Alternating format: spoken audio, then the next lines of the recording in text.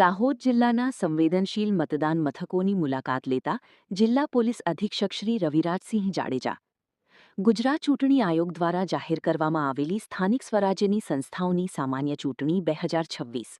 જિલ્લા પોલીસ અધિક્ષક શ્રી રવિરાજસિંહ જાડેજાએ દાહોદ જિલ્લાના સંવેદનશીલ મતદાન મથકોની મુલાકાત લીધી હતી અને ત્યાં મતદારો તથા ચૂંટણી કર્મીઓ માટે કરવામાં આવેલી સુવિધાનું નિરીક્ષણ કર્યું હતું અને જરૂરી સૂચના આપી હતી. અહીં જિલ્લા પોલીસ અધિક્ષક શ્રી રવિરાજસિંહ જાડેજા દ્વારા મતદારો માટે ઊભી કરવામાં આવનારી સુવિધાની વિગતો મેળવી હતી. જિલ્લા પોલીસ વડા શ્રી રવિરાજસિંહ જાડેજાએ જણાવ્યું કે પોલીસકર્મીઓ સાથે સઘન પોલીસ બંદોબસ્ત કરવામાં આવ્યો છે.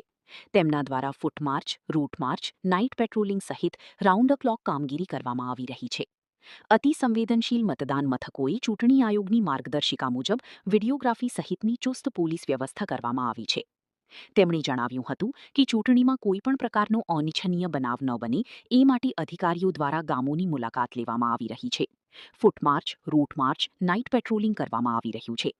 ચૂંટણીમાં કાયદો વ્યવસ્થાને હાથમાં લેનાર વિરુદ્ધ પાસા સહિતના કડક કાયદાકીય પગલાં લેવાશે. અગાઉની ચૂંટણીઓમાં પણ તંત્ર દ્વારા આવા કડક પગલાં ભરવામાં આવ્યા છે. આ મુલાકાત દરમિયાન નાયબ જિલ્લા પોલીસ અધિક્ષક શ્રી સહિત local crime branch police inspector Shri Deepak Dhol સહિત પોલીસ અધિકારીશ્રીઓ ઉપસ્થિત રહ્યા હતા.